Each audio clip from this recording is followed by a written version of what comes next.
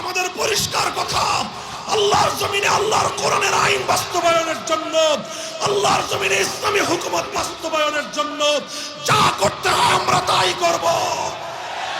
জীবন দিতে হলে জীবন দেব, রক্ত দিতে হলে রক্ত দেব, যুদ্ধ করতে হলে যুদ্ধ করব। যদি প্রয়োজন হয় 2000 নয়, 2 লক্ষ নয়, 2 কোটি তাজা প্রাণ শহীদ ঈদগাহে জমায়েত হতে প্রস্তুত থাকবো। সেই শহীদ ঈদগাহে আল্লাহর কোরআনের আইন বাস্তবায়নের জন্য শহীদ ঈদগাহে কারা কারা যাবে, কারা কারা যাবে? সবচেয়ে বড় অভিশাপ মুসলমানদের এই 1000 বছরের ইতিহাসে, 1500 বছরের ইতিহাসে মুসলিম জাতির উপর যদি সবচেয়ে বড় কোনো অভিশাপ থেকে থাকে, 1500 বছরের ইতিহাসে মুসলমানদের জন্য সবচেয়ে বড় কোনো বিপদ যদি থেকে থাকে, 1500 বছরের ইতিহাসে মুসলমানদের জন্য সবচেয়ে দুঃখজনক কোনো বিষয় যদি হয়ে থাকে, মুসলমানরা নিহত হয়েছে এটা দুঃখজনক নয়, হাজার হাজার লক্ষ কোটি মুসলমান শাহাদাত বরণ করেছে এটা তত বড় দুঃখজনক নয়, সারা পৃথিবীর রাজত্ব মুসলমানদের হাত ছাড়া হয়ে গেছে এটা বড় দুঃখজনক বিষয় নয়, দুনিয়ার সম্পদগুলো মুসলমানদের হাত ছাড়া হয়ে গেছে এটা বড় দুঃখজনক বিষয় নয়, মুসলমানদের সন্তানদেরকে তাদের মায়ের কোল থেকে কেড়ে নিয়ে হত্যা করা হয়েছে এটা বড় দুঃখজনক নয়, বরং সবচেয়ে বড় দুঃখজনক বিষয় হলো মুসলিম জাতির উপরে আল্লাহর আইন উৎখাত করে মানব রচিত তাগুতের আইন চাপিয়ে দেওয়া হয়েছে, এটাই সবচেয়ে বড় অভিশাপ। ভাই, ইমানকে হেফাজত করেন, ইমান হেফাজত করেন। ওয়াজ মাহফিল অনেক করেছেন, ওয়াজ অনেক করেছেন, নামাজ পড়েছেন, মিলাদ মাহফিল করেছেন, হজ করতে যান বছর বছর, রমজানে রমজানে উমরা করতে যান, অথচ তাগুতের গোলামি করেন। এক কানাকড়ি পরিমাণ মূল্য নাই, এক কানাকড়ি পরিমাণ আপনার এই ইবাদতের কোনো মূল্য নাই। সর্বপ্রথম আপনাকে ঈমান দুরস্ত করতে হবে, সর্বপ্রথম আপনাকে তাওহীদের উপর উঠতে হবে, আর তাওহীদের উপর উঠতে হলে তাগুতকে অস্বীকার করতে হবে, তাওহীদের উপর উঠতে হলে তাগুতের বিরুদ্ধে লড়তে হবে, তাগুতের বিরুদ্ধে সংগ্রাম করতে হবে, তাগুতের বিরুদ্ধে যুদ্ধ করতে হবে, যুদ্ধের প্রয়োজন হলে যুদ্ধ করতে হবে, রক্তের প্রয়োজন হলে রক্ত দিতে হবে, জীবন দিতে হলে জীবন দেওয়ার জন্য প্রস্তুত থাকতে হবে। 1803 সালে শাহ আব্দুল আজিজ মুহাদ্দিস দেহলভী রাহমাতুল্লাহি আলাইহি তিনি ফতোয়া জারি করেছিলেন যে এই ভারতবর্ষে মুসলমানদের সংখ্যা যতই থাকুক, ভারতবর্ষে মুসলমানরা যতই নামাজ পড়ুক, যতই রোজা রাখুক, কিন্তু এখন আর এই মুসলিম দেশগুলোতে, এই মুসলিম অঞ্চলগুলোতে আল্লাহর আইন নাই। যেখানে আল্লাহর আইন চলে না, ইসলামের আইন চলে না, সেটাকে ইসলামের দেশ দারুল ইসলাম বলা যায় না। তিনি বললেন এটা এখন দারুল হারাম, এটা এখন শত্রু কবলিত দেশ, ব্রিটিশরা এই দেশকে দখল করে এই দেশের উপর তাদের বানানো আইন তারা চাপিয়ে দিয়েছে। সুতরাং তিনি ফতোয়া জারি করলেন ব্রিটিশ প্রবর্তিত এই আইন উৎখাত করে আবার আল্লাহর আইন, কোরআনের শাসন ব্যবস্থা ফিরিয়ে আনার জন্য জিহাদ করা প্রত্যেক মুসলমানের জন্য ফরজে আইন। তিনি যখন এই ফতোয়া দিলেন, এই ফতোয়া বন্যী শিখার মতো জ্বলতে লাগলো। এই ফতোয়ার আলোকে আলেমরা ব্রিটিশদের বিরুদ্ধে জিহাদ করার জন্য প্রস্তুতি নিলেন। 1831 সালে বালাকোটের রণাঙ্গনে জিহাদ হলো, শহীদ হলেন সৈয়দ আহমদ শহীদ রহমতুল্লাহ আলাইহি। 1857 সালে শামেলির রণাঙ্গনে জিহাদ হলো, শহীদ হলেন হাফেজ জামিন শহীদ রহমতুল্লাহ আলাইহি। হাজার হাজার আলেমকে ফাঁসি কাস্টে ঝুলানো হলো, হাজার হাজার উলামায়ে কেরামকে আগুন দিয়ে পুড়িয়ে ভস্ম করে দেওয়া হলো, হাজার হাজার উলামায়ে কেরামকে গরু আর মহিষের চামড়ার মধ্যে ভরে নদীর উত্তাল স্রোতের মধ্যে ফেলে নির্মমভাবে তাদেরকে হত্যা করা হলো। ইয়েতিম হলো উলামায়ে কেরামের সন্তান, বিধবা হলো আলেমদের স্ত্রীরা, কোল খালি হলো আলেমদের মায়েদের। সব কিছু তারা বরদাস্ত করে নিয়েছিলেন, কিন্তু আল্লাহর কোরআনের শাসন ব্যবস্থার পরিবর্তে পশ্চিমা ব্রিটিশ প্রবর্তিত আইন ব্যবস্থা তারা মেনে নেন। 1866 সালে দারুল উলুম দেওবন্দ প্রতিষ্ঠা করেন, 80 বছর সংগ্রাম করেন। 80 বছর সংগ্রাম করার পর 1947 সালে ব্রিটিশরা আমাদের দেশ ছেড়ে যেতে রাজি হয় এবং তারা ছেড়ে যেতে বাধ্য হয়। ব্রিটিশরা যখন এই দেশটা ছেড়ে চলে যাবে, তখন এই দেশের সামনে প্রশ্ন আসলো, এই দেশটা এখন কিভাবে চলবে? একসাথে চলবে না ভাগ হবে? হিন্দুরা বলল এই গোটা ভারতবর্ষ একসাথে চলবে। কেন? কারণ হিন্দুদের সংখ্যাধিক্য, তারা সংখ্যাগরিষ্ঠ। ভারত যদি একসঙ্গে থাকে হিন্দুদের প্রাধান্য থাকবে। আর অধিকাংশ মুসলমানরা বলল যে না, আমাদের এত বড় দেশের দরকার নাই, আমাদের এত বড় সাম্রাজ্যের প্রয়োজন নাই। আমরা চাই একটা ভূখণ্ড, আমরা চাই একটা মানচিত্র, আমরা চাই একটা দেশ। সেই দেশটা ছোট হতে পারে, সেই দেশটা গরিব হতে পারে, সেই দেশটা অনুন্নত হতে পারে, কিন্তু সিংহভাগ অধিকাংশ মুসলমানের হৃদয়ের তামান্না ছিল আমরা এমন একটা দেশ গড়ব যে দেশে আইন চলবে কার? যে দেশের সংবিধান হবে আল কোরআন। এই অভিপ্রায় নিয়ে অধিকাংশ মুসলমান তারা একজোট হলেন। আর 1947 সালে এই ভারতবর্ষ দুটো দেশ হলো, একটা হলো ভারতবর্ষ, একটা হলো ইন্ডিয়া, আর একটা হলো মুসলমানদের ভূখণ্ড, নাম হলো তার পাকিস্তান। আল্লাহ বলেছেন, আলাম তারা ইলাল্লাযীনা ইয়াজুমুনা আন্নাহুম আমানু বিমা উনজিলা ইলাইকা ওয়া মা উনজিলা মিন ক্বাবলিক ইউরিদুনা আন ইয়াতাহাকামু ইলাত তাগুত। আল্লাহ বলেন যে তোমরা কি লক্ষ্য করেছো একটা আশ্চর্যজনক জিনিস, যে কিছু মানুষ এমন আছে সমাজের মধ্যে যারা দাবি করে যে তারা ঈমানদার। কি দাবি করে? নিজেদেরকে ঈমানদার বলে দাবি করে। এটা আল্লাহ বলতেছেন, ইয়াজউমুন, জামা ইয়াজউমু অর্থই হলো দাবি করা। তারা দাবি করে যে তারা ঈমানদার, অথচ তাদের কাজটা কি? ইউরিদুনা আন ইয়াতাহাকামু ইলাত তাগুত। তারা চায় যে তাগুতের কাছে তারা বিচার চাইবে, তারা চায় যে তাগুত তাদেরকে সিদ্ধান্ত দিবে, তারা চায় তাগুত তাদেরকে ফয়সালা করে দিবে। অর্থাৎ আল্লাহর কোরআনের এই আয়াতের মর্ম হলো এই যে এই দুটো জিনিস কোশ্চিনকালেও একত্রিত হতে পারে না। যে তুমি ঈমানদার বলে নিজেকে দাবি করবা, নিজেকে মুমিন বলে পরিচয় দিবা, আবার তুমি তাগুতের বিচার চাইবা, তুমি আবার তাগুতের সিদ্ধান্ত মানতে চাইবা। তুমি যদি আল্লাহর উপর ঈমানদার হয়ে থাকো তাহলে তোমাকে তাগুতকে অস্বীকার করতে হবে, আর তুমি যদি তাগুতকে অস্বীকার করতে না পারো তুমি আল্লাহর উপর ঈমানদার হতে পারো না।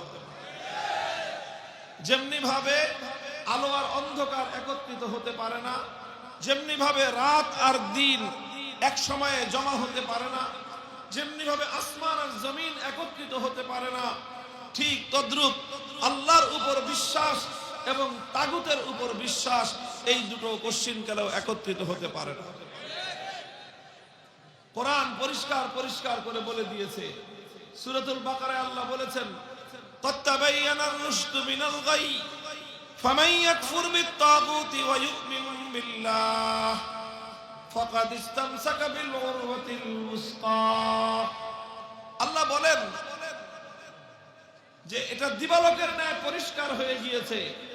আর রুশদু মিনাল গায়্যি, কোনটা হেদায়েতের পথ, কোনটা গুমরাহির পথ পরিষ্কার, কোনটা সঠিক পথ, কোনটা ভুল পথ পরিষ্কার। সুতরাং ফামান ইয়াকফুর বিত-তাগুতি ওয়া ইউমিন বিল্লাহ, যে তাগুতকে অস্বীকার করবে আর আল্লাহর উপর ঈমান আনবে সেই একমাত্র সঠিক পথের অনুসারী। কোরআন বলতেছে সঠিক পথের অনুসারী হওয়ার জন্য যেমনি ভাবে আল্লাহর উপর ঈমানদার হতে হবে, একই সঙ্গে তাগুতকে অস্বীকার করতে হবে। কিন্তু আমাদের অবস্থা হলো এই যে আমরা আল্লাহর উপরেও ঈমান রাখতে চাই, তাগুতকেও আমরা অস্বীকার করতে চাই না। আমাদের অবস্থা হলো ওই রকম যে আল্লাহ ভি রাজি রহে শয়তান ভি নারাজ না হো। আল্লাহ যেন রাজি থাকেন, শয়তানও যেন বেজার না হয়। এটা তো কোনোদিন সম্ভব নয় যে আল্লাহ খুশি থাকবে শয়তানও খুশি থাকবে, এক কাজের উপর আল্লাহ খুশি থাকবেন, শয়তানও খুশি থাকবেন, কশিনকালেও হতে পারে না। যেখানে আল্লাহ খুশি হবেন, শয়তান বেজার হবে।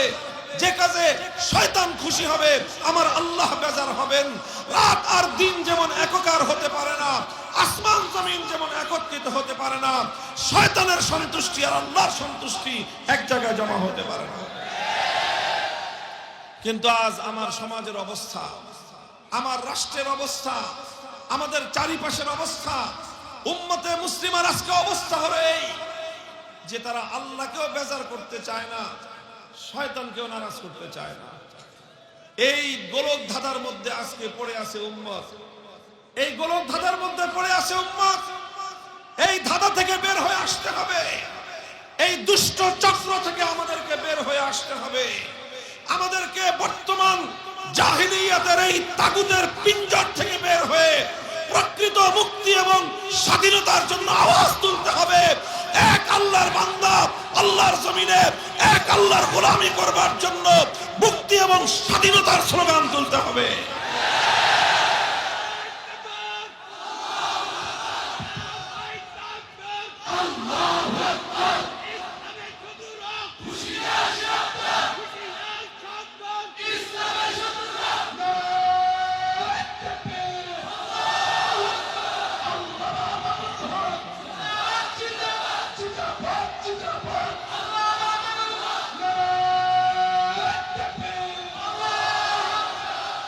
মুহতারাম হাজিরিন, কোরআন পরিষ্কার সাফ সাফ বলেছে, আল্লাযীনা আমানু ইউকাতিলুনা ফী সাবিলিল্লাহ ওয়াল্লাযীনা কাফারু ইউকাতিলুনা ফী সাবিলিত তাগুত। যারা ঈমানদার তারা আল্লাহর পথে লড়াই করে, আর যারা বেঈমান কাফের তারা তাগুতের পথে লড়াই করে। সুতরাং এই লড়াই অনিবার্য।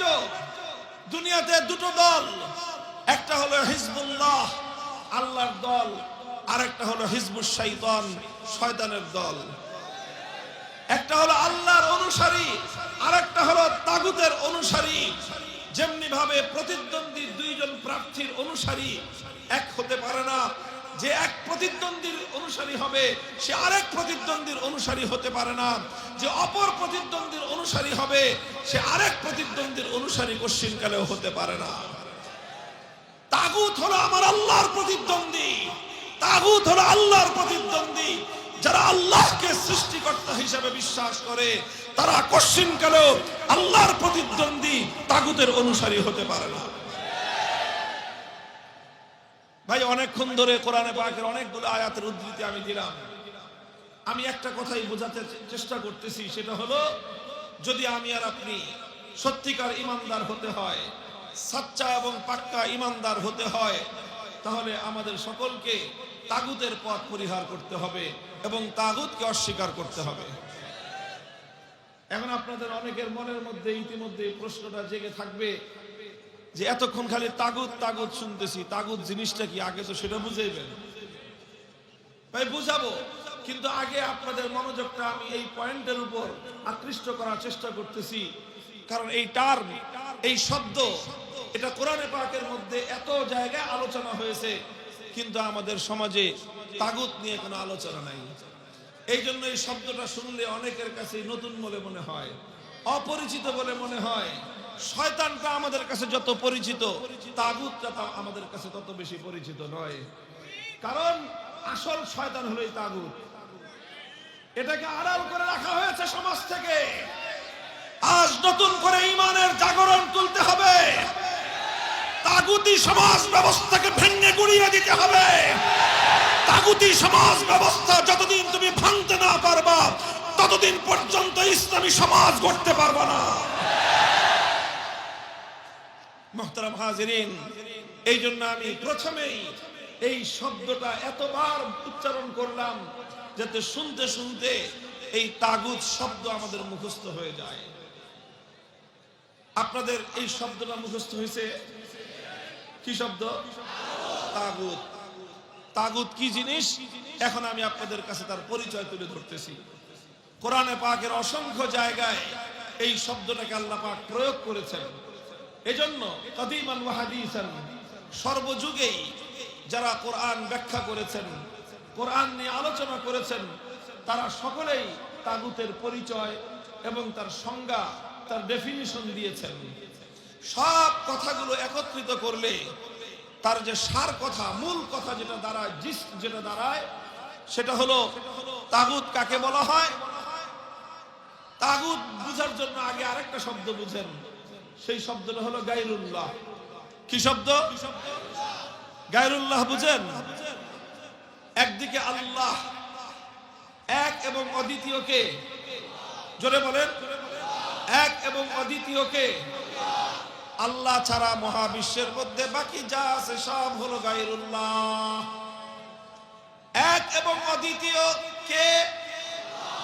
আল্লাহ ছাড়া মহাবিশ্বের মধ্যে বাকি যা কিছু আছে সব হলো গায়রুল্লাহ। আসমান হলো গায়রুল্লাহ, জমিন হলো গায়রুল্লাহ, মানুষ কি, ফেরেশতা কি, জিন কি, নবী ওলি আউলিয়া যত পীর বুজুর্গ যা আছে সব কি, রাজা বাদশাহ উজির নাজির মন্ত্রী এমপি যা আছে সব হলো গায়রুল্লাহ। সব গায়রুল্লাহ। এক এবং অদ্বিতীয় হলেন কেবলমাত্র আমার আল্লাহ। গায়রুল্লাহ বুঝা গেল? বলেন গায়রুল্লাহ বুঝা গেল? কোন মানুষ যদি কোন গায়রুল্লাহকে আল্লাহর স্থানে বসায়, কোন গায়রুল্লাহকে যদি আল্লাহর আসনে সমাসীন করা হয়, কোন গায়রুল্লাহকে যদি আল্লাহর স্থানে বসানো হয়, তখনই সেই গায়রুল্লাহকে বলা হয় তাগুত। খুব সংক্ষেপে বলেছি, খুব সহজ ভাষায়। কোন গায়রুল্লাহকে যদি আপনি আল্লাহর স্থান দেন, যেই মর্যাদা কার, যেই স্থানটা কার, আল্লাহর জন্য সংরক্ষিত স্থানে কেউ যদি কোন গায়রুল্লাহকে বসায়, সেই গায়রুল্লাহকে বলা হয় তাগুত। বুঝা গেল? আমি দৃষ্টান্তের মাধ্যমে বিষয়টাকে ক্লিয়ার করতেছি। এটা খুব প্রয়োজনীয় একটা কনসেপ্ট। আমি এই আওয়াজ সারা বাংলাদেশে তুলবার চেষ্টা করতেছি, যাতে গোটা বাংলাদেশের বিশেষ করে ইয়াং জেনারেশন তাগুতটাকে ভালো করে চিনতে পারে এবং এই তাগুতের বিরুদ্ধে আগামী দিনে একটা যুদ্ধের ঘোষণা আসবে। সে যুদ্ধের সৈনিকদেরকে তাগুতের বিরুদ্ধে লড়তে হবে। তাগুতের বিরুদ্ধে লড়াই করবার আগে তাগুতকে ভালো করে চিনতে হবে। কথা বলেন ঠিক না বেঠিক? দৃষ্টান্তের মাধ্যমে বুঝেন। যেমন এই মহাবিশ্বের মধ্যে ইবাদতের উপযুক্ত একমাত্র কে? আরো জোরে বলেন, ইবাদতের একমাত্র উপযুক্ত কে? লা ইলাহা ইল্লাল্লাহ। নেই কোন মাবুদ এক আল্লাহ ছাড়া। কথা ঠিক না বেঠিক? তাহলে ইবাদতের মালিক একমাত্র কে? এখন এই ইবাদত যদি আল্লাহর জন্য না করে কোন গায়রুল্লাহর জন্য করা হয়, তাহলে ইবাদতের মালিক ছিলেন আল্লাহ, ইবাদতের আসনটা হলো কেবলমাত্র আল্লাহর। এখন আপনি সেই আসনে যদি কোন গায়রুল্লাহকে বসান, সেই গায়রুল্লাহকে বলা হবে তাগুত। যেমন সে যুগের মানুষ লাত, মানাত, উজ্জা, হুবাল এই সকল দেব দেবতার পূজা করত, অথচ ইবাদতের মালিক ছিলেন কে? একমাত্র। তো আল্লাহকে ইবাদত না করে আল্লাহর জায়গায় লাত, মানাত, উজ্জা, হুবালের পূজা করা হলো, তো আল্লাহর জায়গায় লাতকে বসানো হলো, তো লাত হলো তাগুত। আল্লাহর জায়গায় উজ্জা, হুবাল, মানাতকে বসানো হলো, এই সকল দেবতাগুলো হলো তাগুত। আজকের বর্তমান যুগে লাত, মানাত, উজ্জা, হুবাল দেবতা নাই, সেখানে আছে এখন দুর্গা, সরস্বতী, কালী ইত্যাদি এই সকল দেবতা। তো যখনই আল্লাহকে বাদ দিয়ে আল্লাহর পরিবর্তে দুর্গার পূজা হয়, তখনই দুর্গাকে বলা হয় তাগুত। আল্লাহকে বাদ দিয়ে সরস্বতীর পূজা হয়, সরস্বতীকে বলা হয় তাগুত। আল্লাহকে বাদ দিয়ে কালীর পূজা যখন হয়, তখনই কালীকে বলা হয় তাগুত। এক অর্থে আল্লাহকে বাদ দিয়ে যখন সূর্যের পূজা করা হয়, সূর্যকে বলা হয় তাগুত। আল্লাহকে বাদ দিয়ে আগুনকে যেই পূজা করা হয়, যে আগুনকে পূজা করা হয়, সে আগুনকে বলা হয় তাগুত। যেই গায়রুল্লাহকে আল্লাহর জায়গায় বসানো হয়, তাকেই বলা হয় তাগুত। তাহলে ইবাদতের মালিক একমাত্র কে? এটাকেই বলা হয় তাওহীদ, একত্ববাদ। এটাই কি বলে? এটাকে তাওহীদ বলে, এবং তাওহীদের মধ্যে এটা একটা বিশেষ অংশ, এটাকে বলা হয় তাওহীদ ফিল ইবাদাহ। ইবাদতের মধ্যে একত্ববাদ। এটা কোন একত্ববাদ বলেন? এটা কোন একত্ববাদ? এটা ইবাদতের মধ্যে একত্ববাদ। এটা কি? কথাটা বুঝতে হবে ভাই, কথাটা না বুঝলে যুদ্ধ করবেন কেমনে? যুদ্ধে যাওয়ার জন্য আমি আপনাদেরকে একটু চিনে নিতেছি শত্রুকে, যাতে যুদ্ধের ময়দানে গিয়ে আবার শত্রু মনে করে বন্ধুর উপরে আঘাত না করেন, আবার বন্ধু মনে করে শত্রুরে যেন ছেড়ে না দেন। কথা বলেন? দুটারই প্রয়োজন আছে। যুদ্ধে জিততে হলে শত্রুকে বন্ধু মনে করে ছেড়ে দেওয়া যাবে না, আবার বন্ধুকে শত্রু মনে করে আঘাত করা যাবে না। তাহলে আগে শত্রুকে, প্রতিপক্ষটাকে ভালো করে চিনতে হবে, আঘাতটা আপনি কোথায় করবেন। তো এই জন্য বলছি, ইবাদতের মালিক একমাত্র কে? এটাকে বলা হয় তাওহীদ ফিল ইবাদাহ। ইবাদতের মধ্যে তাওহীদ। যদি কেউ তাওহীদকে বিশ্বাস না করে, যদি কেউ তাওহীদকে না মানে, সে আর কিছু হতে পারলেও ঈমানদার হতে পারে না। কারণ তাওহীদ এটাই হলো ঈমানের মূল কথা, এটা হলো ঈমানের শেকড়। এতক্ষণ আমি যা বললাম এটা হলো ইবাদতের তাওহীদ। আলহামদুলিল্লাহ, মুসলিম সমাজের মধ্যে ইবাদতের তাওহীদের ক্ষেত্রে বড় ধরনের ত্রুটি নাই, বড় ধরনের ত্রুটি নাই। সমস্ত মানুষ, মুসলমানরা বুঝে যে ইবাদতের মধ্যে আল্লাহর সঙ্গে কাউকে শরীক করা যাবে না। আচ্ছা, আপনাদেরকে আমি একটা প্রশ্ন করি, ভালো করে শুনে জবাব দিবেন। যে কোনো একজন মানুষ যদি এমন হয় যে 24 ঘন্টার মধ্যে 23 ঘন্টা 55 মিনিট সে আল্লাহর ইবাদত করে, আর 5 মিনিট শুধু দুর্গার পূজা করে, কয় মিনিট? আর আল্লাহর ইবাদত করে কতক্ষণ? 23 ঘন্টা 55 মিনিট। আপনারা বলেন তো, এই লোকটা ঈমানদার না বেঈমান? কেন? সে তো 23 ঘন্টা 55 মিনিটই এক আল্লাহর ইবাদত করলো, তাহলে সে কেন বেঈমান? কারণ সে ইবাদতের মধ্যে আল্লাহর সঙ্গে 5 মিনিটের জন্য দুর্গাকে শরীক করেছে। কথা ঠিক না বেঠিক? আচ্ছা, 5 মিনিট না আরো কমায় দেন, 1 মিনিট, শুধু 1 মিনিট সে দুর্গার পূজা করে, আর 23 ঘন্টা 59 মিনিট আল্লাহর ইবাদত করে, ঈমানদার না বেঈমান? সন্দেহ আছে কোনো? কথাটা কত পরিষ্কার। এজন্য কোন ঈমানদার দুর্গার পূজা করে না, কোন মুসলমান সরস্বতীর পূজা করে না, কোন ঈমানদার মূর্তির পূজা করে না, কোন ঈমানদার সূর্যের পূজা করে না, কোন ঈমানদার আগুনের পূজা করে না। কারণ প্রত্যেক ঈমানদার জানা আছে যে আল্লাহকে বাদ দিয়ে কোন গায়রুল্লাহর পূজা করলে আর কিছু থাকবে না, অন্তত ঈমান থাকে না। এই জন্য ইবাদতের মধ্যে যে তাওহীদ, এই তাওহীদ আমাদের সমাজে মোটামুটি টিকে আছে, আলহামদুলিল্লাহ বলেন। তবে তাওহীদ শুধুমাত্র ইবাদতের মধ্যেই সীমাবদ্ধ নয়, তাওহীদের আরো পার্ট আছে, আরো বিভাগ আছে। আমি ওরকম আরেকটা তাওহীদের কথা বলছি, যেরকম আসমান এবং জমিনের মধ্যে একমাত্র ইবাদতের মালিক কে, ঠিক ইবাদতের মালিক যেমন এক আল্লাহ, আল্লাহ ছাড়া আর কেউ 1 সেকেন্ডের জন্য ইবাদত পেতে পারে না। ঠিক তদ্রূপ আসমান এবং জমিনের মধ্যে, মহাবিশ্বের মধ্যে চূড়ান্ত ভাবে, নিরঙ্কুশ ভাবে, সর্বোচ্চ ভাবে আইন এবং বিধান তৈরি করার একমাত্র অধিকার কার? এটাও ভালো করে বুঝেন। কোনটা বৈধ হবে, কোনটা অবৈধ হবে, কোনটা আইনসম্মত হবে, কোনটা বেআইনি হবে, চূড়ান্ত ভাবে নির্ধারণ করবার একমাত্র অধিকার কার? এটাকেও বলা হয় তাওহীদ। এই তাওহীদটাকে বলা হয় তাওহীদ ফিল হাকিমিয়া। আগেরটা ছিল তাওহীদ ফিল ইবাদাহ, ওটা ছিল ইবাদতের তাওহীদ। আর এটা হলো হুকুমের তাওহীদ, যে হুকুম করার অধিকার, আইন করার অধিকার, বিধান দেওয়ার অধিকার চূড়ান্ত ভাবে একমাত্র কার? ইনিল হুকমু ইল্লা লিল্লাহ। কোরআন পরিষ্কার করে বলে দিয়েছেন, আইন তৈরি করবে চূড়ান্ত ভাবে একমাত্র কে?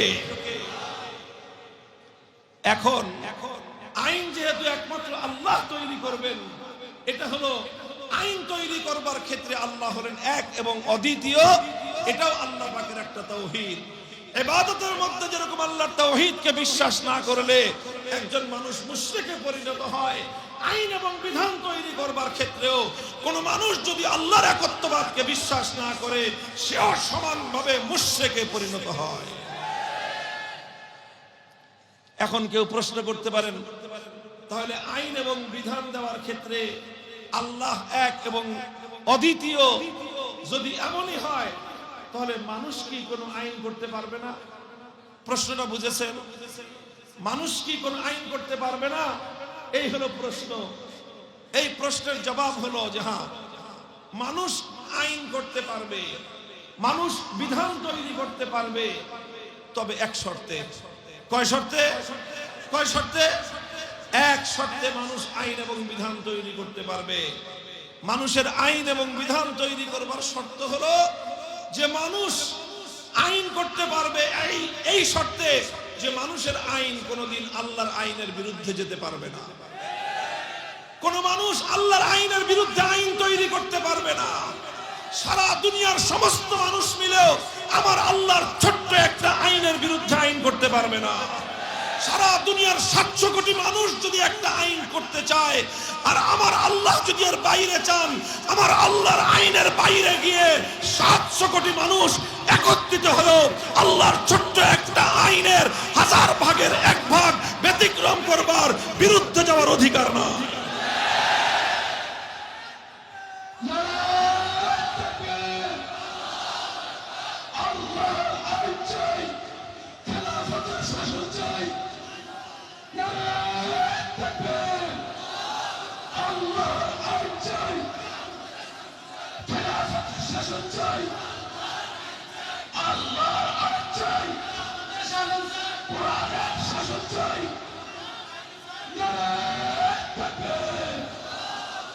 এই কথাটা খুবই গুরুত্বপূর্ণ, কারণ আজ এই তাওহীদ ফিল হাকিমিয়া, আইন এবং বিধানের ক্ষেত্রে আল্লাহর একত্ববাদকে অস্বীকার করবার কারণে, আল্লাহর এই একত্ববাদ থেকে দূরে সরে যাওয়ার কারণে হাজার হাজার নয়, লক্ষ লক্ষ নয়, কোটি কোটি মুসলমান ঈমান হারা হয়ে গেছে, মুশরিকে পরিণত হয়ে গেছে, কিন্তু খবর নাই।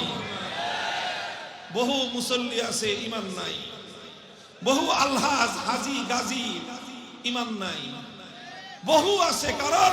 কারণ তারা আইনের ক্ষেত্রে আল্লাহর সঙ্গে অহরহ তারা শিরক করতেছে। শিরক করলে কোনো মানুষের ঈমান থাকতে পারে না। সুতরাং মানুষ আইন করতে পারবে, কতটুকু আইন করতে পারবে? আল্লাহর আইনের বিরুদ্ধে যেতে পারবে না মানুষের কোনো আইন।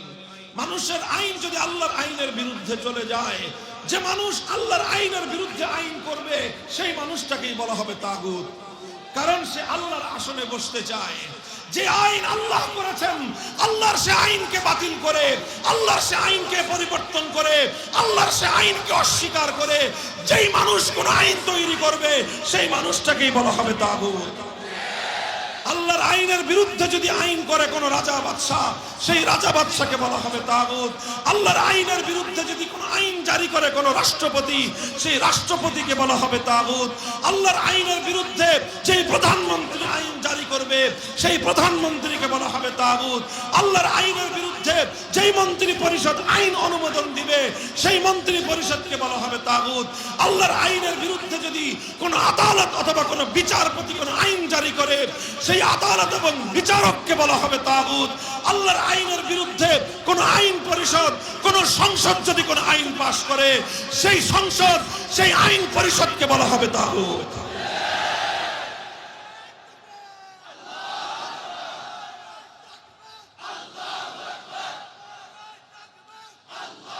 মুহতারাম হাজিরিন, কথাটা খুব ভালো করে বুঝবেন।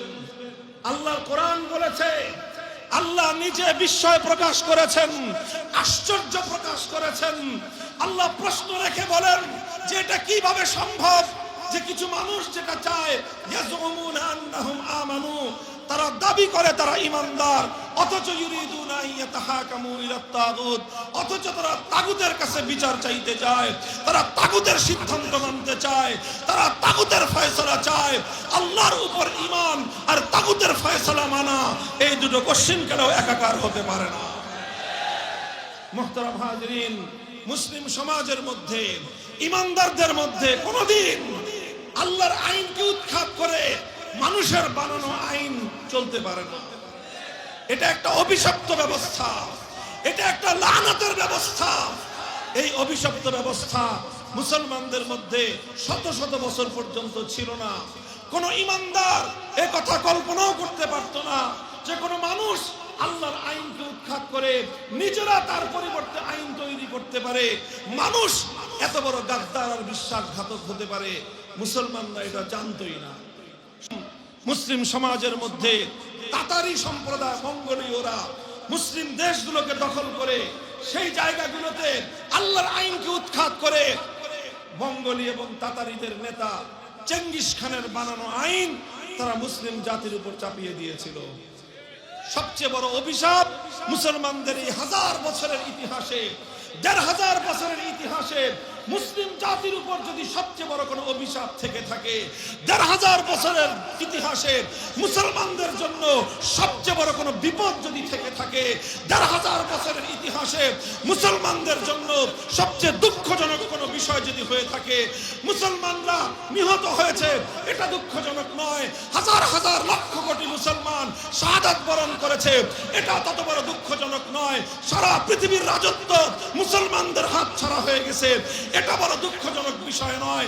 দুনিয়ার সম্পদগুলো মুসলমানদের হাত ছাড়া হয়ে গেছে, এটা বড় দুঃখজনক বিষয় নয়। মুসলমানদের সন্তানদেরকে তাদের মায়ের কোল থেকে কেড়ে নিয়ে হত্যা করা হয়েছে, এটা বড় দুঃখজনক নয়। বরং সবচেয়ে বড় দুঃখজনক বিষয় হলো মুসলিম জাতির উপরে আল্লাহর আইন উৎখাত করে মানব রচিত তাগুতের আইন চাপিয়ে দেওয়া হয়েছে, এটাই সবচেয়ে বড় অভিশাপ।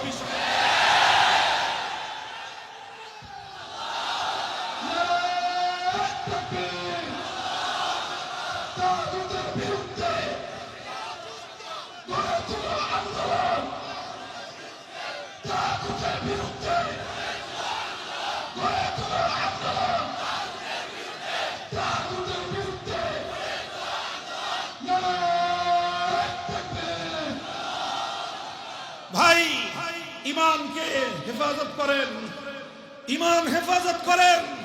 ওয়াজ মাহফিল অনেক করেছেন, ওয়াজ অনেক করেছেন, নামাজ পড়েছেন, মিলাদ মাহফিল করেছেন, হজ করতে যান বছর বছর, রমজানে রমজানে উমরা করতে যান, অথচ তাগুতের গোলামি করেন। এক কানাকড়ি পরিমাণ মূল্য নাই, এক কানাকড়ি পরিমাণ আপনার এই ইবাদতের কোনো মূল্য নাই। সর্বপ্রথম আপনাকে ঈমান দুরস্ত করতে হবে, সর্বপ্রথম আপনাকে তাওহীদের উপর উঠতে হবে। আর তাওহীদের উপর উঠতে হলে তাগুতকে অস্বীকার করতে হবে, তাওহীদের উপর উঠতে হলে তাগুতের বিরুদ্ধে লড়তে হবে, তাগুতের বিরুদ্ধে সংগ্রাম করতে হবে, তাগুতের বিরুদ্ধে যুদ্ধ করতে হবে। যুদ্ধের প্রয়োজন হলে যুদ্ধ করতে হবে, রক্তের প্রয়োজন হলে রক্ত দিতে হবে, জীবন দিতে হলে জীবন দেওয়ার জন্য প্রস্তুত থাকতে হবে।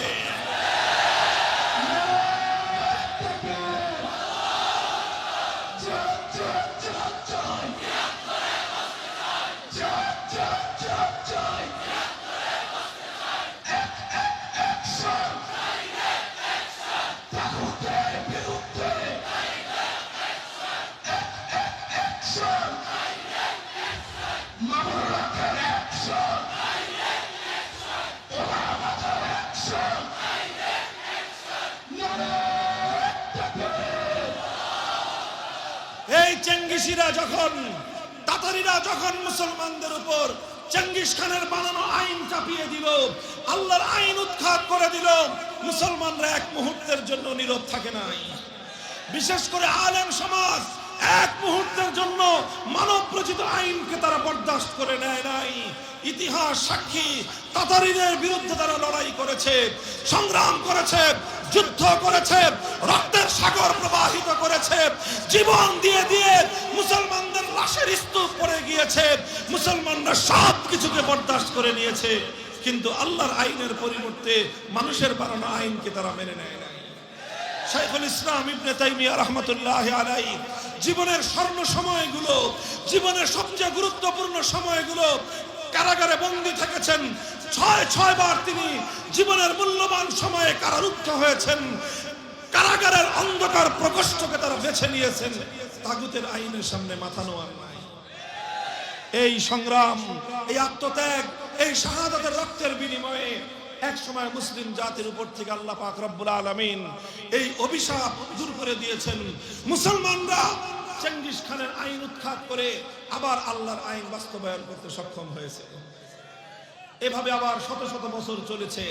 সালতানাতে ওসমানিয়া, খেলাফতে ওসমানিয়া 700 বছর পর্যন্ত ওসমানী খেলাফত ছিল মুসলিম বিশ্বের মধ্যে। শাসন করত খলিফা, আইন ছিল কার? শাসন করত খলিফা, আইন ছিল কার?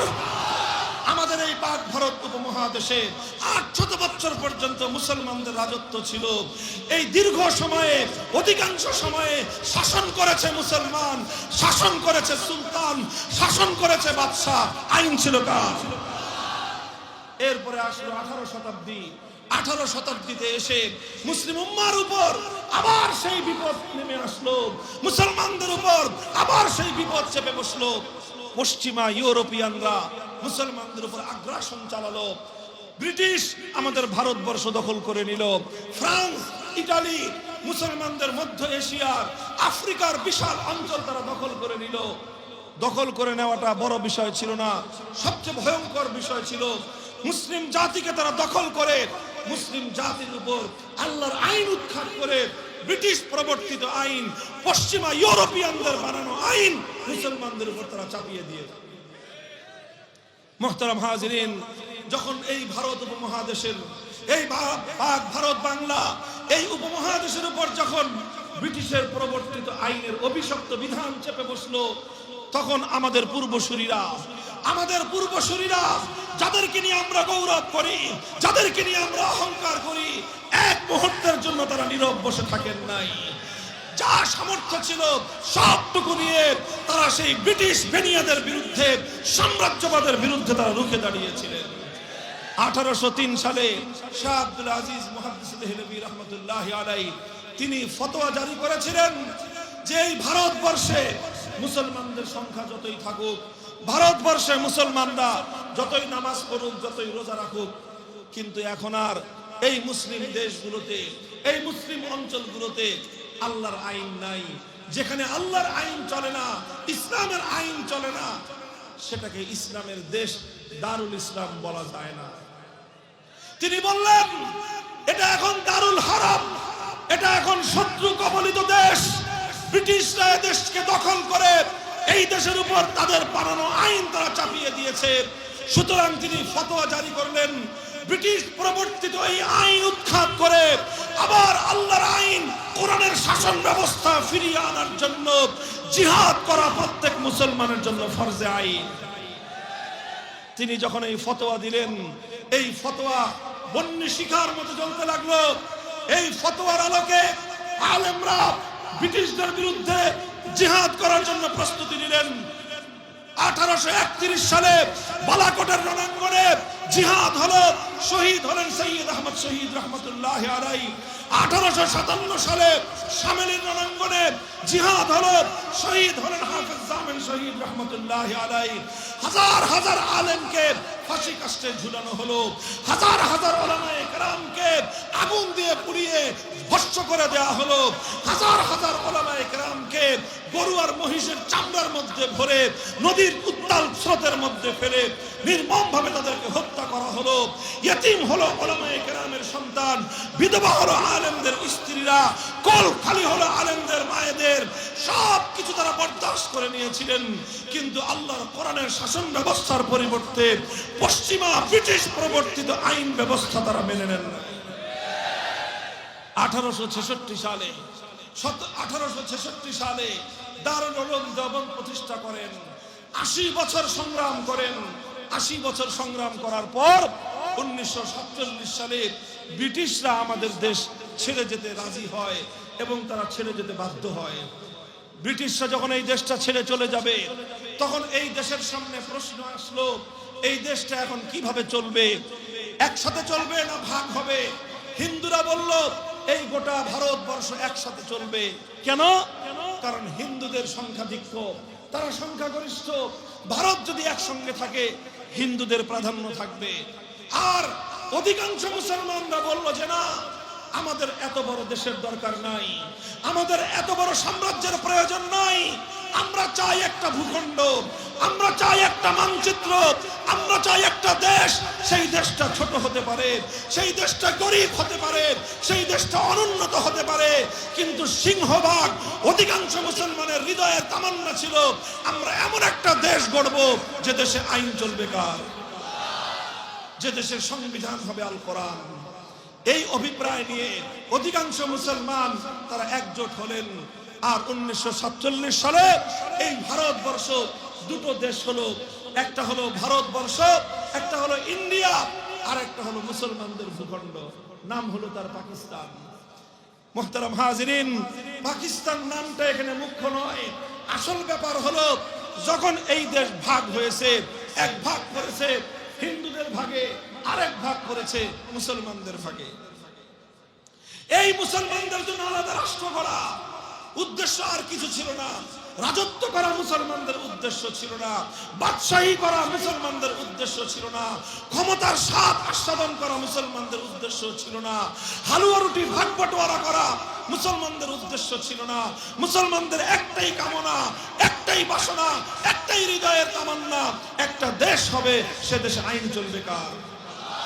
এজন্য মুসলমানদেরকে অনেক ত্যাগ স্বীকার করতে হয়েছে, অনেক জীবন দিতে হয়েছে, অনেক রক্ত দিতে হয়েছে, লক্ষ লক্ষ মুসলমান বাপ দাদার ভিটে মাটি ছাড়তে হয়েছে। যারা বয়স্ক মুরব্বী আছেন তারা সেই ইতিহাসের সাক্ষী, যারা ইতিহাস পড়েছেন তারা জানেন 47 সালে দেশ বিভাগের সময় কত মানুষকে কত ত্যাগ আর কোরবানি স্বীকার করতে হয়েছে, কত মানুষকে নিজের বাপ দাদার 14 পুরুষের রাজত্ব ছেড়ে দিতে হয়েছে, কোটি কোটি টাকার সম্পদ ছেড়ে দিয়ে একদিনে পথের ভিখারিতে পরিণত হয়েছে। মুসলমানেরা সব স্বীকার করে নিয়েছে, তারা সেই হিন্দুস্তান ছেড়ে দিয়ে, হিন্দুদের এলাকা ছেড়ে দিয়ে মুসলিম এলাকা, যেখানে আল্লাহর কোরআনের শাসন কায়েম হবে, যেখানে ইসলামী শাসন প্রতিষ্ঠা হবে, এমন একটা দেশ গড়বার জন্য সব মায়ের টান পিছু ছেড়ে দিয়ে, সমস্ত সম্পদের পিছনে লাঠি মেরে শুধুমাত্র আল্লাহর ভালোবাসায়, আল্লাহর কোরআনের ভালোবাসায় তারা সবকিছু ছেড়ে দিয়েছিল। আর এই ছেড়ে দিয়ে আসার সময় অনেক বাবা সন্তানকে হারিয়েছে, অনেক সন্তান বাবাকে হারিয়েছে, অনেক মা সন্তান হারিয়েছে, অনেক মায়ের বুক থেকে সন্তানকে কেড়ে নেওয়া হয়েছে। সন্তান হারানোর বেদনা মা তার বুকের মধ্যে চেপে রেখেছে। একটাই সান্ত্বনা ছিল, একটা দেশ হবে যে দেশের আইন হবে আল্লাহর কোরআনের আইন। এই সব বরদাস্ত করে, অনেক কষ্ট স্বীকার করে, অনেক ত্যাগ আর কোরবানি স্বীকার করে, অনেক সম্পদ, অনেক জান মাল সব কিছু বিলিয়ে দিয়ে শুধুমাত্র আল্লাহর কোরআনের আইনের জন্য, শুধুমাত্র ইসলামী হুকুমতের জন্য মুসলমানরা সবকিছু হাসি মুখে বরদাস্ত করে নিয়েছিল। দোস্ত, আশ্চর্যজনক বিষয় হলো মুসলমানরা, গোটা ভারতবর্ষের মুসলমানরাই এই ত্যাগ আর কোরবানি স্বীকার করেছিল। সেই পাঞ্জাবের মুসলমানরা ত্যাগ আর কোরবানি স্বীকার করেছে, বলুচিস্তানের মুসলমানরা ত্যাগ আর কোরবানি স্বীকার করেছে, সেই সীমান্ত প্রদেশের মুসলমানরা ত্যাগ আর কোরবানি স্বীকার করেছে।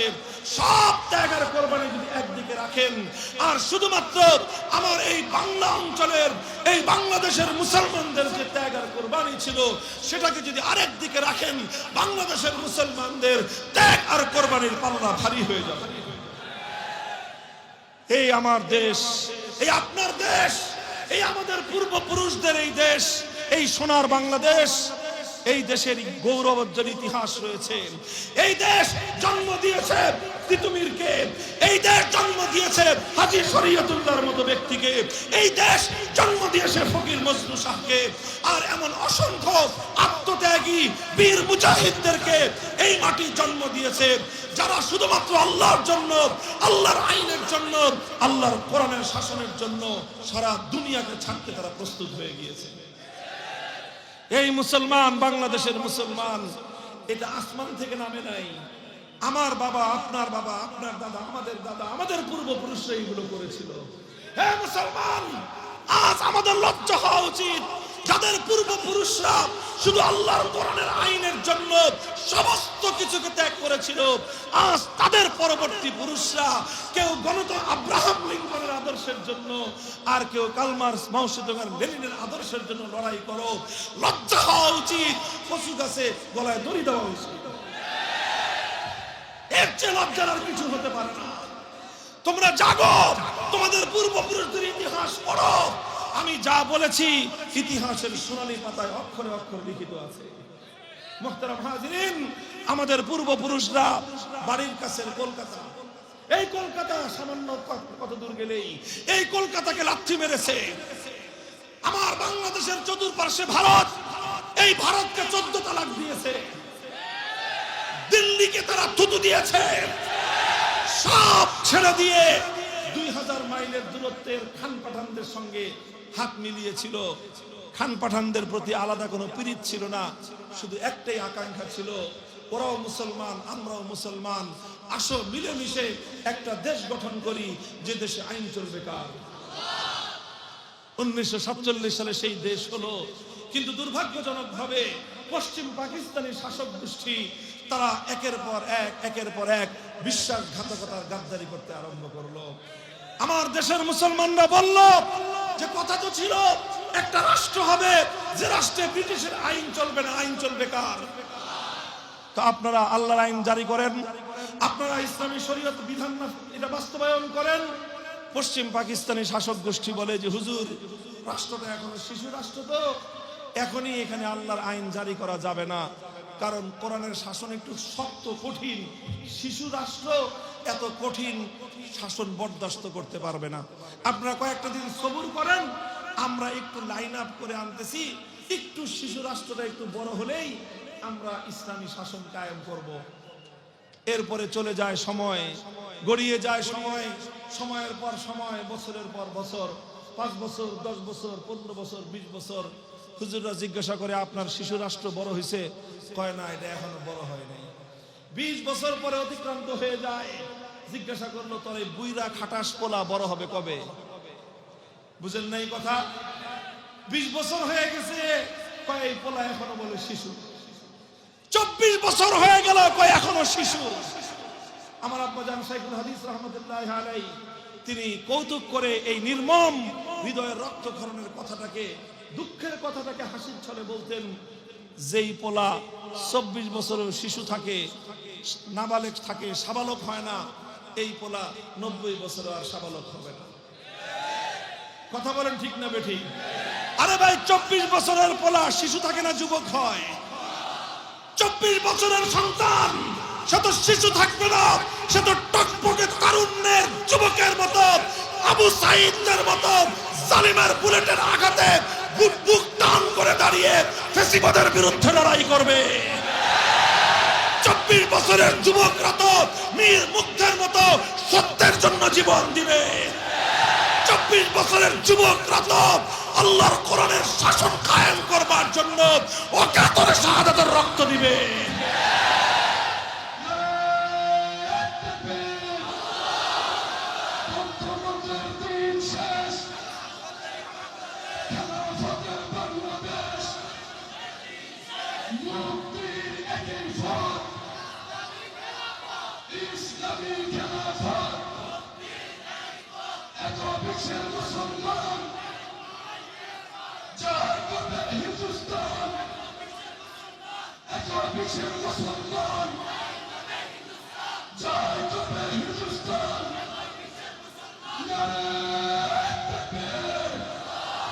মুহতারাম হাজিরিন, যখন 24 বছরও এই শিশু আর সাবালক হলো না, বড় হইল না, তখন এদেশের মানুষ সিদ্ধান্ত নিল যেই পোলা 24 বছরেও বড় হয় না, এই পোলার দরকার নাই, রাষ্ট্রের দরকার নাই। যে রাষ্ট্র 24 বছরেও তার জাতির সঙ্গে কৃত অঙ্গীকার বাস্তবায়ন করতে পারে না, সে রাষ্ট্র ভেঙে টুকরো করে দাও, সে রাষ্ট্র খান খান করে দাও। আমরা সেই রাষ্ট্র চাই না যে রাষ্ট্র তার জাতির সঙ্গে কৃত ওয়াদা 24 বছরে বাস্তবায়ন করতে পারে না। 1970 সাল আসলো, এই বঙ্গ এলাকা থেকে একজন নেতা দাঁড়াইলেন, যিনি 47 সালে মুসলিম লীগ করতেন, যিনি 47 সালে জাতিকে বলেছিলেন যে মুসলমানদের জন্য আলাদা দেশ গঠন করতে হবে। কেন? তিনি বলেছিলেন মুসলমানদের জন্য আলাদা দেশ গঠন করলে কোরআনের শাসন আসবে, মুসলমানদের উন্নতি হবে। 47 সালে এই সমস্ত কথাবার্তা বলার পরে আস্তে আস্তে তিনি পরিবর্তন হতে লাগলেন। মুসলিম লীগ থেকে প্রথমে আওয়ামী মুসলিম লীগ হলেন, এরপরে আওয়ামী মুসলিম লীগ থেকে তিনি আওয়ামী লীগ হয়ে গেলেন, অর্থাৎ মুসলমান থেকে আস্তে আস্তে আওয়ামী লীগ হয়ে গেলেন। এরপরে আবার 70 সালে তিনি একটু ভালো হয়ে গেলেন। 70 সালে ভালো হয়ে নির্বাচনের আগে জাতির সঙ্গে একটা ওয়াদা করলেন, বললেন যে আমাকে ভোট দেন, আমার দলকে ভোট দেন, আমি ওয়াদা করতেছি, অঙ্গীকার করতেছি, আমরা পাশ করতে পারলে কোরআন সুন্নাহর বিরুদ্ধে কোনো আইন আমরা করব না। সেই নেতা কি ছিলেন? সেই নেতার নাম হলো শেখ মুজিবুর রহমান সাহেব। তিনি ওয়াদা করেছিলেন 70 সালের নির্বাচনে। আওয়ামী লীগের নির্বাচনী ম্যানিফেস্টো এটাই ছিল, আওয়ামী লীগের নির্বাচনী ইশতেহার এটা ছিল। আমরা ইতিহাস থেকে কথা বলি, বাংলাদেশের স্বাধীনতার দলিল খুঁজে দেখেন, 70-এর নির্বাচনে আওয়ামী লীগের নির্বাচনী ইশতেহারে কোরআন সুন্নাহর বিরুদ্ধে কোনো আইন তৈরি না করবার অঙ্গীকার ছিল। যদি আমার কথা ভুল প্রমাণ করতে পারেন কেউ, হাজার হাজার মানুষের সামনে কথা দিচ্ছি, আর কোনদিন মামুনুল হক মাইকের সামনে কথা বলবেন না। এটা ইতিহাস, ইতিহাসের দলিল। যখন তিনি এই ওয়াদা করলেন, এদেশের মানুষ তার বাক্সে সিল মারলো, নৌকা মার্কায়। কি পরিমাণ সিল মারতে মারতে বাক্স উপচে পড়লো। গোটা পাকিস্তানে তিনি নিরঙ্কুশ সংখ্যাগরিষ্ঠতা অর্জন করলেন। সরকার গঠন করার মতো তিনি নির্বাচনী আসন পেয়ে গেলেন, সংখ্যাগরিষ্ঠতা পেয়ে গেলেন।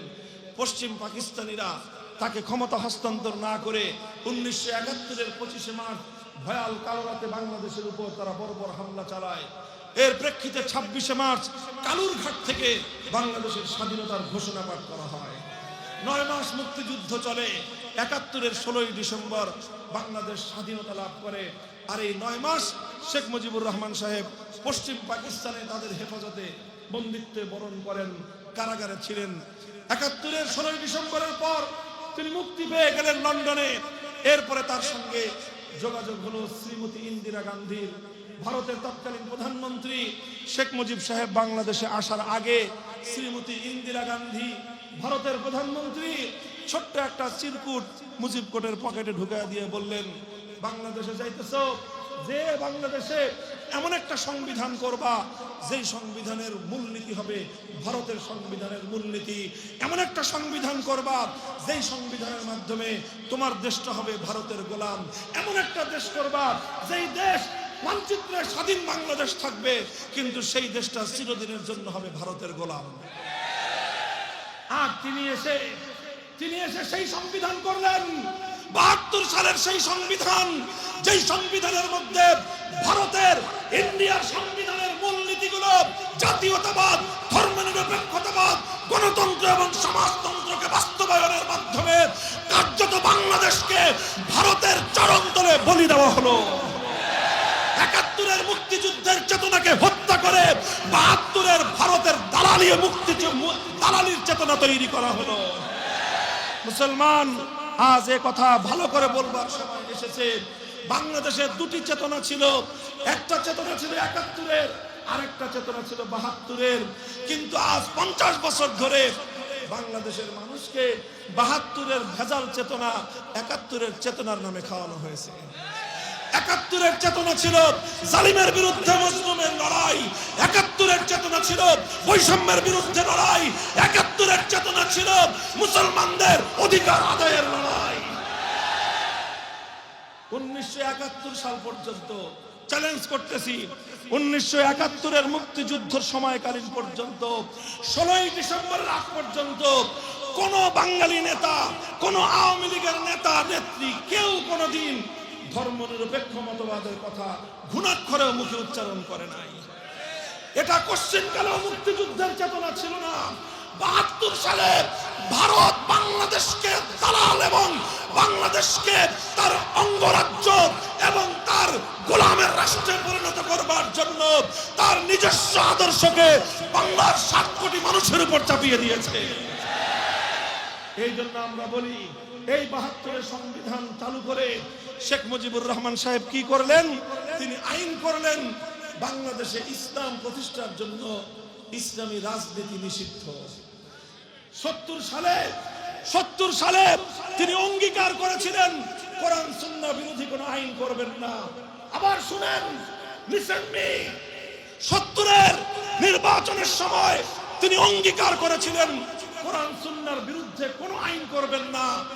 আর স্বাধীনতার পর 72 সালে তিনি এমন সংবিধান করলেন, এমন আইন করলেন, যে আইন শুধু কোরআন সুন্নাহ বিরোধী নয়, বরং কোরআন সুন্নাহ বাস্তবায়ন করবার রাজনীতিকে নিষিদ্ধ করে গোটা জাতির সঙ্গে 70-এর নির্বাচনের আগে কৃত ওয়াদা এবং অঙ্গীকার ভঙ্গ করে বিশ্বাসঘাতকতার গাদ্দারি করেছেন। এই জন্য আমি বলি,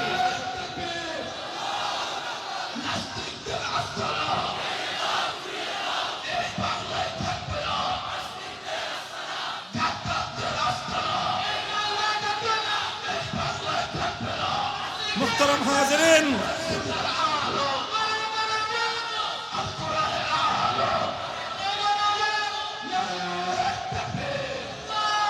এই কথাটা খুব ভালো করে মনে রাখবেন। 70-এর নির্বাচনের সময় শেখ মুজিবুর রহমান সাহেবের কোরআন সুন্নাহ বিরোধী আইন তৈরি না করবার ঘোষণা, এটা ছিল তার জীবনের সবচেয়ে বড় পুণ্যময় কাজ। আর 72-এর সংবিধান রচনা করে মুসলমানদের 1000 বছরের চেতনাকে হত্যা করে, মুসলমানদের ঈমানকে কবর রচনা করে তিনি তার জীবনের সবচেয়ে বড় গাদ্দারি করেছেন। আর সেই গাদ্দারির প্রায়শ্চিত্ত করতে হয়েছে তাকে 75-এর 15ই আগস্ট। ইতিহাস আর বলবো না। 75 সাল থেকে আজ 2024 সাল, 50 বছর অতিক্রান্ত হতে চলেছে। আজও পর্যন্ত মুসলমানদের যে সেই কামনা ছিল, মুসলিম জাতির যে বাসনা ছিল, আমার এবং আপনার পূর্বপুরুষদের যেই উদ্দেশ্য ছিল, যে জন্য তারা অনেক কোরবানি স্বীকার করেছিলেন, অনেক যুদ্ধ করেছিলেন, অনেক জীবন দিয়েছিলেন, অনেক রক্ত দিয়েছিলেন, এমন একটা দেশ চাই যে দেশে আইন চলবে কার। কিন্তু দুঃখজনকভাবে 50 বছর পর্যন্ত অনেক কিছু বদল হয়েছে, অনেক পরিবর্তন হয়েছে, কিন্তু সেই ভারতের গোলামীর শিকল থেকে বাংলাদেশকে মুক্তির ব্যবস্থা হয় নাই। এখন আজ বাংলাদেশে আমাদের 2টি ইস্যু, হট ইস্যু। কয়টা? এখন গোটা বাংলাদেশ আজ ঐক্যবদ্ধ যে ভারতীয় আধিপত্যবাদ বাংলাদেশ মানবে না। আগে আমরা শুধু হুজুররা বলতাম, অন্যরা চুপ করে থাকতো। অন্যরা চুপ করতো কেন? কারণ বেশি কথা বললে ভারত নারাজ হবে। এই জন্য ভারতকে বেজার করতে কেউ চাইতো না, এই জন্য আজ কেউ বলতো না। কিন্তু যখন আমার বাংলাদেশের আগরতলার উপহাই কমিশনে, আমার বাংলাদেশের উপহাই কমিশনে যখন হামলা চালায়, যখন লক্ষ মায়ের বুকের রক্তের বিনিময়ে অর্জিত লাল সবুজের পতাকা যখন ওরা পুড়িয়ে দেয়, যখন ওরা আমার বাংলাদেশের সীমান্তের কাঁটাতারে ফেলানিকে গুলি করে হত্যা করে ঝুলিয়ে রাখে, যখন পাখির মতো গুলি করে আমার সীমান্তরক্ষী বাহিনীকে ওরা একের পর এক হত্যা করে, এক সময় এসে বাংলাদেশের রাষ্ট্র কর্ণধারদের ঘুম ভাঙে। কানে দিয়ে পানি ঢুকছে, এখন ভালো তাও তো ঢুকছে। এখন ওনারা সবাইকে ডাকছেন, আসেন, সমস্ত রাজনীতি দলকে ডাকছেন, সমস্ত ধর্মাবলম্বী হিন্দু, বৌদ্ধ, খ্রিস্টান, মুসলমান সবাইকে ডেকে বলেছেন, এখন যদি আমার দেশকে রক্ষা করতে হয়, ভারতীয় আধিপত্যবাদের বিরুদ্ধে রুখে দাঁড়াতে হবে। আমরা বলছি, হ্যাঁ ভালো কথা, আমরা তো এটা আরো 50 বছর ধরেই বলি। এখন বাংলাদেশ এক সুরে কথা বলতেছে, ভারতীয় আধিপত্যবাদ বাংলাদেশ মানবে না। আমরা এখন যেই কথাটা বলি, শুধু স্লোগান দিয়ে ভারতের আধিপত্যবাদ থেকে মুক্তি পাওয়া যাবে না। শুধুমাত্র স্লোগান দিয়ে, রাজনীতি দিয়ে, শুধুমাত্র মিটিং মিছিল দিয়ে ভারতের আধিপত্যবাদ থেকে মুক্তি পাওয়া যাবে না। ভারতীয় আধিপত্যবাদ থেকে মুক্তি পেতে হলে 20 বৃক্ষের শেকড় শুদ্ধ উপরে ফেলতে হবে। শুধু ডাল ছাটলে 20 বৃক্ষ মরবে না। শুধু ডাল ছেটে, ডাল কেটে গোড়ায় পানি ঢাললে এই বৃক্ষ মরবে?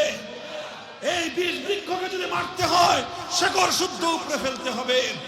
আজ ভারতীয় আধিপত্যবাদকে খতম করার জন্য একটাই উপায়, সেটা হলো ভারতের গোলামীর যে সংবিধান, ওই সংবিধানের ভারতীয় মূলনীতি ধর্মনিরপেক্ষতাবাদ বাংলাদেশ থেকে আবার দিল্লিতে পাঠিয়ে দাও।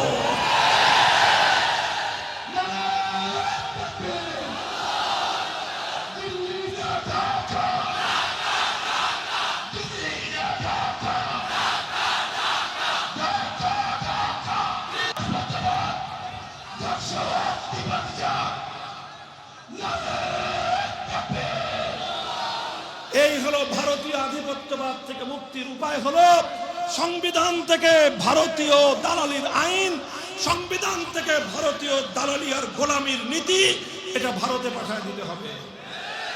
যেরকম ভারতীয় সেবাদাসী ভারতে পাঠিয়ে দেওয়া হয়েছে। ভারতীয় সেবাদাসীকে ক্ষমতায় রেখে বাংলাদেশ কোনোদিন ভারতের আধিপত্যবাদ থেকে মুক্তি পেতে পারত না। কথা বলেন ঠিক না বেঠিক? আপনি যেই সরিষা দিয়ে ভূত তাড়াইবেন, ওই সরিষার মধ্যে ভূত থাকলে কোনোদিন ভূত তাড়াবে না। আপনি সংবিধানের মধ্যে ভারতের গোলামীর শেকল পরিয়ে আপনি ভারতীয় আধিপত্যবাদ থেকে মুক্তির কথা বলবেন, কোশ্চিনকালেও মুক্তি মিলবে না। এই জন্য ভারতীয় আধিপত্যবাদের গোলামীর শৃঙ্খল, ধর্মনিরপেক্ষ কুফরি মতবাদ দিল্লিতে পাঠাও, দিল্লিতে পাঠাও। আর একটা কথা, আখেরি কথা আমার, আমি আলোচনা শুরু করেছিলাম তাগুতের বিরুদ্ধে। মনে আছে? তাগুত মানে হলো যে আল্লাহর আইনের বিরুদ্ধে যারা আইন করে তারাই তাগুত। আজ বাংলাদেশে ব্রিটিশ প্রবর্তিত বিচার ব্যবস্থা চলছে, এটা তাগুতি বিচার ব্যবস্থা। আজ বাংলাদেশের সংবিধান এটা মানব রচিত আইনের বৈধতা দেয়, এই সংবিধান এটাও কুফরের সংবিধান। এই সংবিধানকে মুসলমান বানানোর জন্য একটা সিস্টেম আছে, এটা খতনা করতে হবে। এই সংবিধানের কি করতে হবে? খতনা করলে এটা মুসলমান বানানো যাবে। বলবেন হুজুর কেমনে? একটা ধারা সংযুক্ত করতে হবে। খতনা করতে হলে তো বেশি কিছু করা লাগে না। কথা বলেন। এই সংবিধানকে খতনা করার জন্য আমরা একটা ফর্মুলা দেই, খুব বেশি কিছু করা লাগবে না, একটা অতিরিক্ত চামড়া কেটে ফেলা দিলেই হবে। একটা ছোট্ট কাজ করতে হবে, সেই ছোট্ট কাজটা হলো এই একটা ধারা সংযুক্ত করতে হবে। কয়টা ধারা? সেটা হলো সংবিধানে একটা ধারা আসবে যে কোরআন সুন্নাহ বিরোধী, অর্থাৎ ইসলামী শরীয়ত বিরোধী কোন আইন, কোন নীতিমালা, কোন বিধিমালা বাংলাদেশে কার্যকর হবে না। এই একটা জিনিস যদি সংবিধানে অন্তর্ভুক্ত করে দেওয়া হয় যে কোনো আইন, যে কোনো নীতিমালা, যে কোনো বিধিমালা আল্লাহর কোরআনের সঙ্গে সাংঘর্ষিক হবে, বাতিল হয়ে যাবে। যে কোনো আইন, যে কোনো নীতি, যে কোনো বিধান ইসলামী শরীয়তের বিরুদ্ধে যাবে, সেটা অকার্যকর বলে গণ্য হবে। এই ধারাটা সংবিধানে সংযুক্ত করার দাবির সঙ্গে একমত।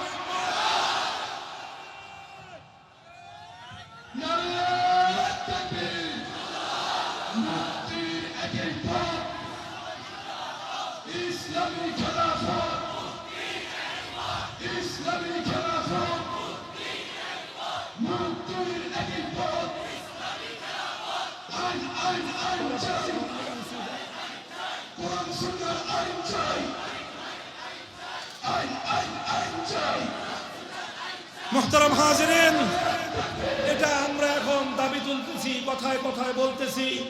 আমরা আশা করি আমাদের এই কথাগুলো তরঙ্গায়িত হতে হতে কর্ণধারদের কানে গিয়ে পানি ঢুকায় দিবে। কথা বলেন ঠিক না বেঠিক? এবং আমরা আশা করি বাংলাদেশের মুসলমানদের অভিপ্রায়, তাদের চেতনাকে আমার রাষ্ট্রীয় কর্ণধাররা বুঝবার চেষ্টা করবেন। আগস্ট বিপ্লবের পর এই বাংলাদেশ আর সেই বাংলাদেশ নাই, এটা বুঝবার চেষ্টা করবেন। আগস্ট বিপ্লব তো সেই বিপ্লব যে বিপ্লব সংগঠিত হওয়ার পর ভারতীয় সেবাদাসী ফ্যাসিবাদী শেখ হাসিনা বাংলাদেশ থেকে উৎখাত হওয়ার আধা ঘন্টার মধ্যে টেকনাফ থেকে তেতুলিয়া গোটা বাংলাদেশ আধা ঘন্টার মধ্যে শিরকের সংস্কৃতি মূর্তি থেকে পবিত্র হয়েছে।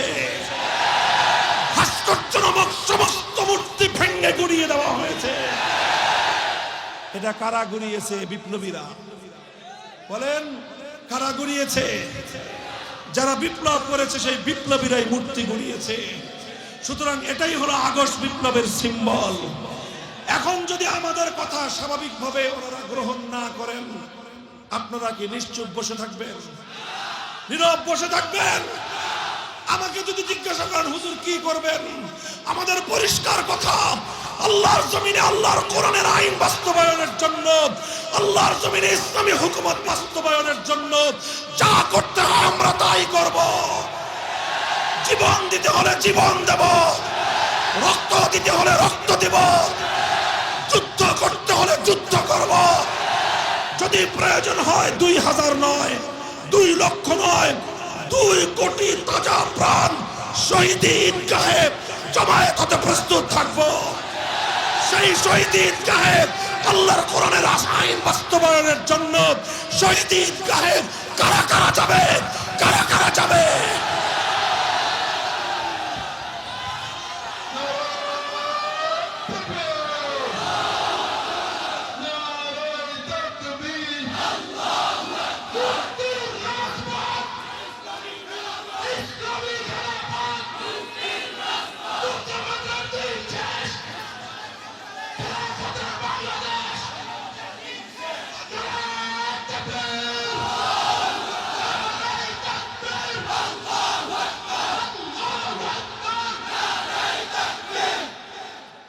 এই খালি কথায় কথায়, হ্যাঁ, এটা শুধু কথার কথা না, এটা অঙ্গীকার, এটা শপথ।